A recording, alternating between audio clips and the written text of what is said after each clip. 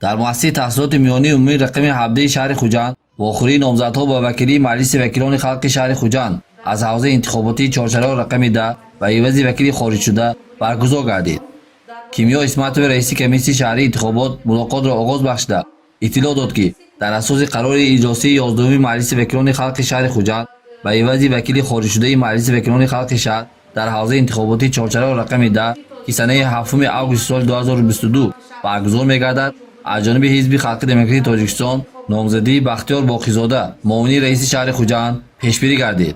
همچنین نامزد دلارام ملایو دیرکتور مکتب صنعتی به نام لایق شریلی شهر خوجند به طریق خود پیشبری پیشنهاد شد.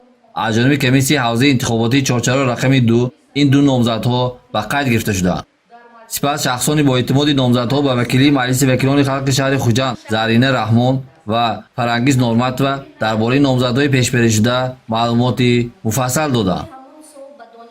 در جریان ملاقات همچنین رئیس کمیته اجرایی حزب خلق دموکراسی تاجیکستان در شهر خوجند نعیم ملک اسلامی اشتراک و برآمد نمود.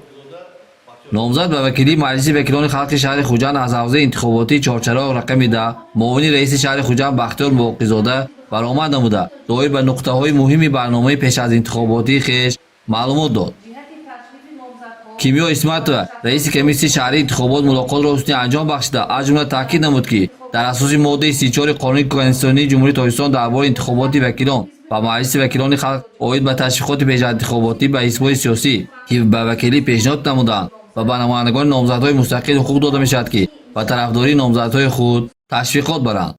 اطلاع داده شد که انتخابات وکیل مجلس وکیلان خلق شهر خوجند در حوزه انتخاباتی چهارچراغ رقم 10 سنه 7 آگوست سال 2022 برگزار می‌گردد.